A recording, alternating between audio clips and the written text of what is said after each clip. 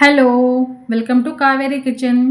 నేను ఇవాళ డాబా స్టైల్‌లో ఎగ్ మసాలా కర్రీ అయితే చేస్తున్నాను.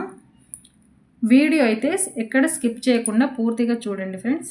నా ఛానల్‌ని ఇప్పుడు దాకా సబ్స్క్రైబ్ చేసుకోకపోతే సబ్స్క్రైబ్ చేసుకోండి.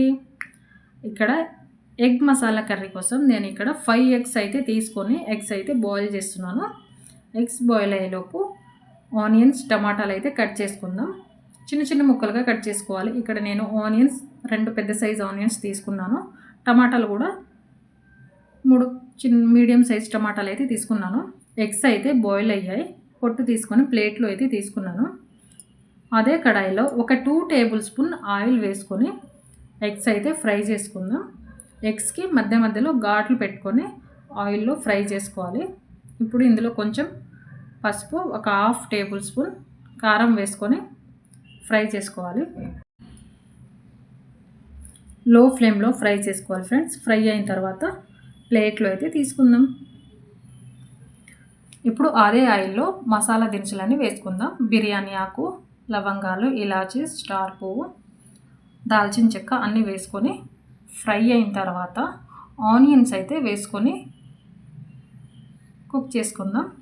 ఆనియన్స్ని లో ఫ్లేమ్లో ఒక 2 మినిట్స్ పాటు మూత పెట్టుకొని ఫ్రై చేసుకోవాలి. ఫ్రై అయిన తర్వాత ఇందులో అల్లం వెల్లుల్లి పేస్ట్ అయితే వేద్దాం. అల్లం వెల్లుల్లి పేస్ట్ని పచ్చి వాసన పోయేదాకా కుక్ చేసుకోవాలి. 1 నిమిషం పాటు లో ఫ్లేమ్లోనే కుక్ చేసుకోవాలి. ఇప్పుడు ఇందులో కొంచెం పసుపు వేసుకొని బాగా కలుపుకోవాలి. ఒక 2 టేబుల్ స్పూన్ కారం అయితే వేసుకుందాం. కారం వేసుకొని మళ్ళీ లో ఫ్లేమ్లో 1 నిమిషం పాటు కుక్ చేసుకొని టమాటాలు అయితే వేసుకుందాం. ఇప్పుడు ఈ టమాటాల్లో సాల్ట్ యాడ్ చేసి టమాటాలు అయితే బాగా మెత్తగా ఉడికేంత వరకు కుక్ చేసుకోవాలి. హై టు మీడియం ఫ్లేమ్లో కుక్ చేసుకోవాలి ఫ్రెండ్స్. చూసారా ఎంత మెత్తగా ఉడికాయో టమాటాలు. ఇలా మెత్తగా కుక్ చేసుకోవాలి.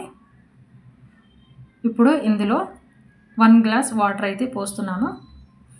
1 గ్లాస్ వాటర్ పోసుకొని గ్రేవీ మరీ పల్చగా కాకుండా మరీ చిక్కగా కాకుండా మధ్య రకంగా అయితే దగ్గర వచ్చేంత వరకు కుక్ చేసుకోవాలి.